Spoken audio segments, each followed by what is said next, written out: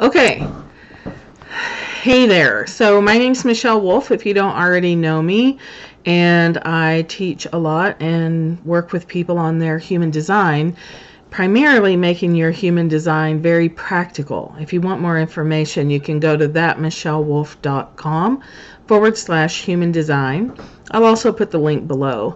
And if you're watching this on YouTube, please click the like button and the subscribe button and click the little bell, and you'll get notices when I put this out, when I put new videos out.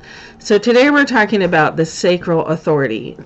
Learning the authority about human design in the human design system can be a little bit confusing, but the authority is your body's way of telling you what's a good decision for you and what's a not so great decision for you.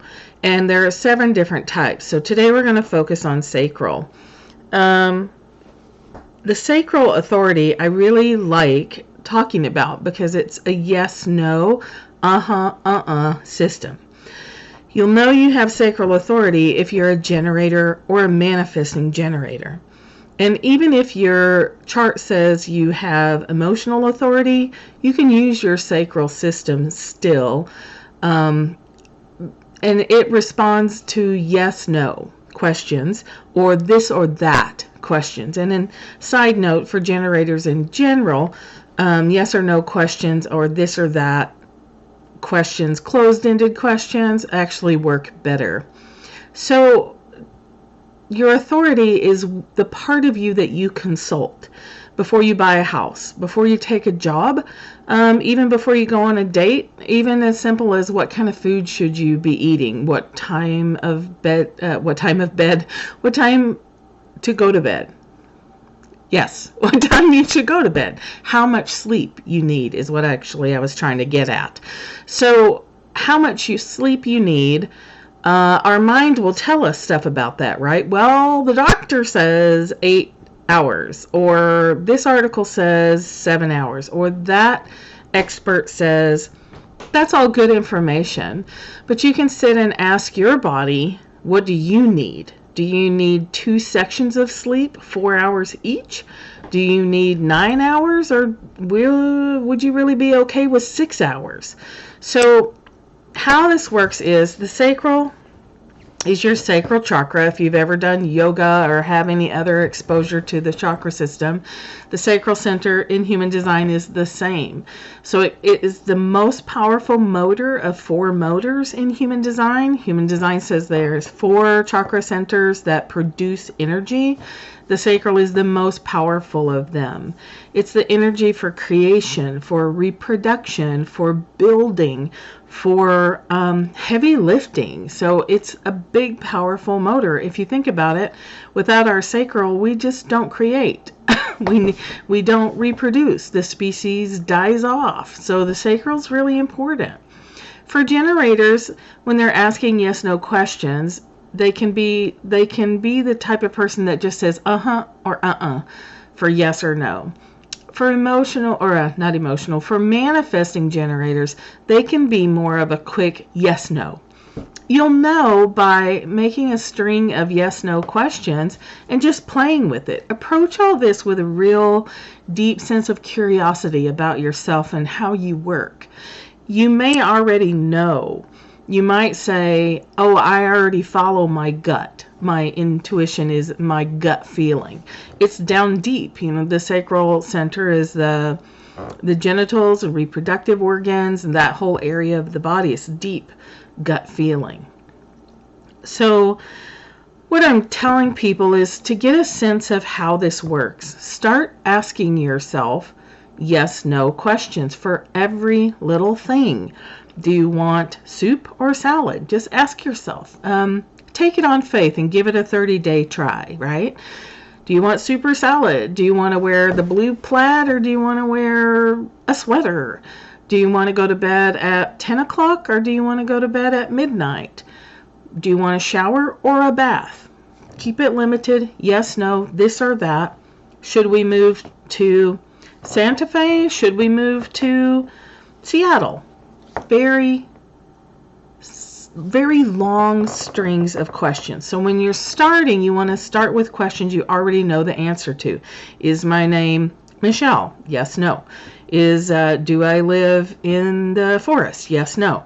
So ask yourself a bunch of questions you already know are a yes or a no or a uh-huh or an uh-uh. That kind of primes the pump, so to speak. Then you pop in the questions that you're trying to get answers to that maybe you're struggling with, like where to move or if you should date, or things that we can get more emotionally attached to. If you layer them in between questions that you already know the answer to, you can sort of sneak past the mind's input. So here's the tricky part. Sacral Authority gives you a very fast yes or no.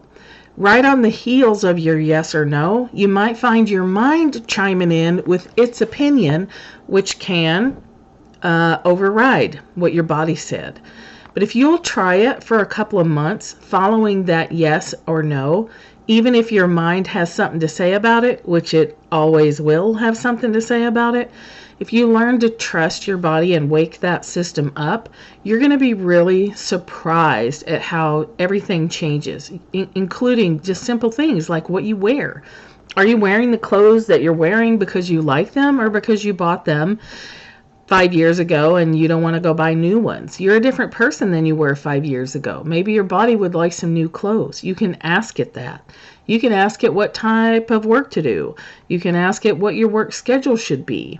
If you have some new clients who are approaching you, you can ask them which ones that are you a really great fit for and which ones maybe you need to refer out.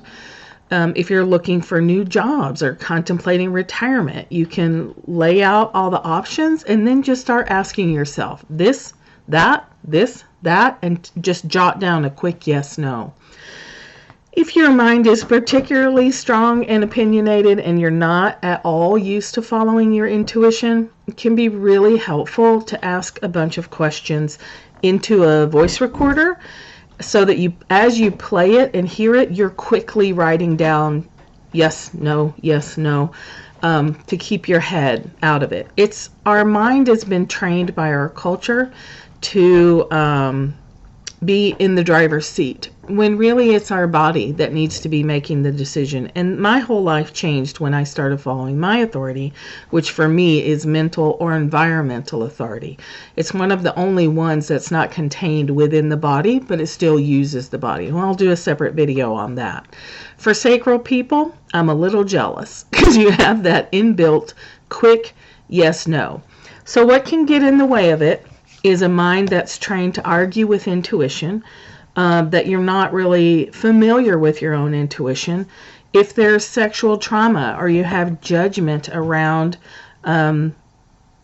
creative, like you say, oh, I'm not creative, I'm not an artist, or whatever, you have some judgments about being creative.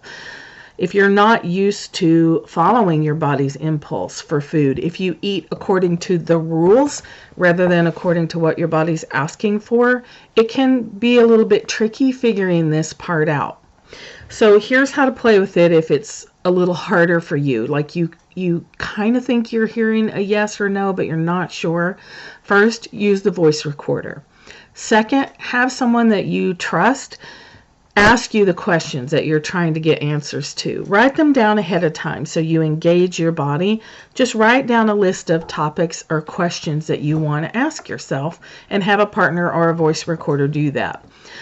Another way to do it is, and this I think is the simplest way, is feeling for if your body automatically leans yes forward, no back. I only have a couple of people who have that reversed where they lean back for yes and forward for no.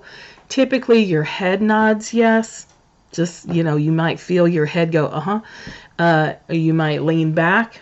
You might even make a ooh face if you're getting a no. It's very deep in the body and utterly reliable when your head's out of the way.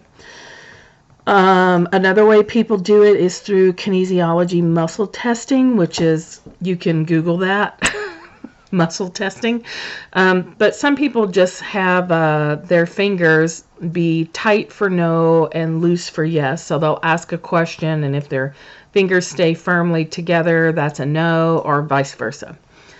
Another way you can do it is if you like playing with pendulums, you can set up a pendulum to go, forward and back for yes, side to side for no, in a circle for who knows or maybe, if you like that.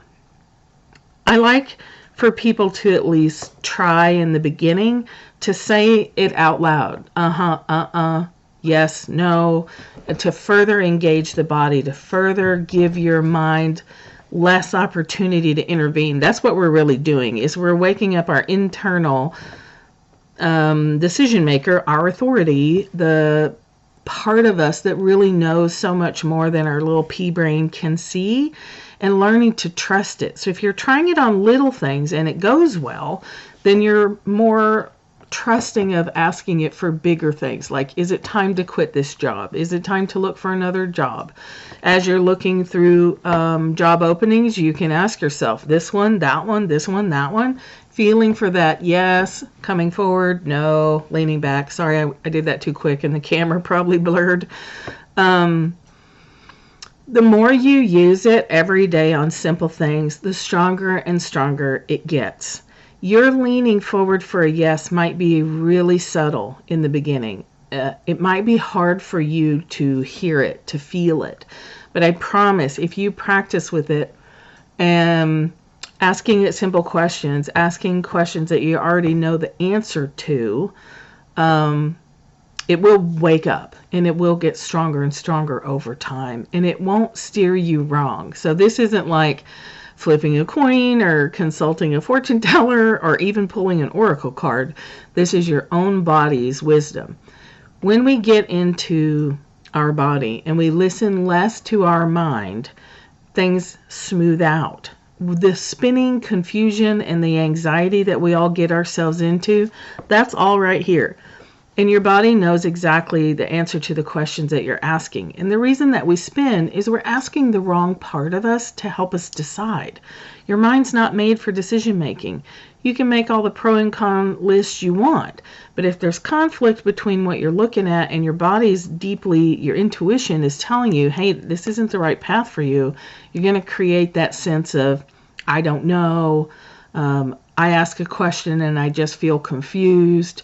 That's your body in the way, and you're needing to wake up your body. So again, Sacral Authority is for generators. If you have a defined sacral, even if you're listed as emotional authority, you can still use your sacral as part of your decision-making process, as long as you're emotionally even keel that day for you emotional people.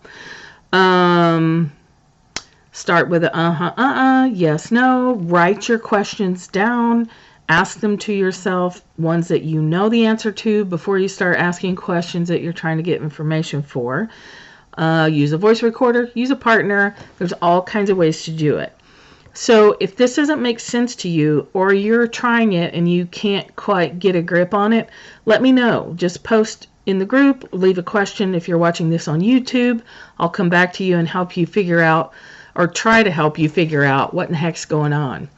If you really want more than this, again, a Human Design Foundations reading is focused completely on your chart, wrapped around what you're trying to create with in your life, or what you're struggling with. But basics, yes, no, feel for how your body gives you that information. Try it for a month. Track it. Make decisions. Write down what you got. Go act on it. See if it works. And I'd love to hear your results. And that's pretty much it, I think, for Sacral Authority. But definitely let me know if you need more.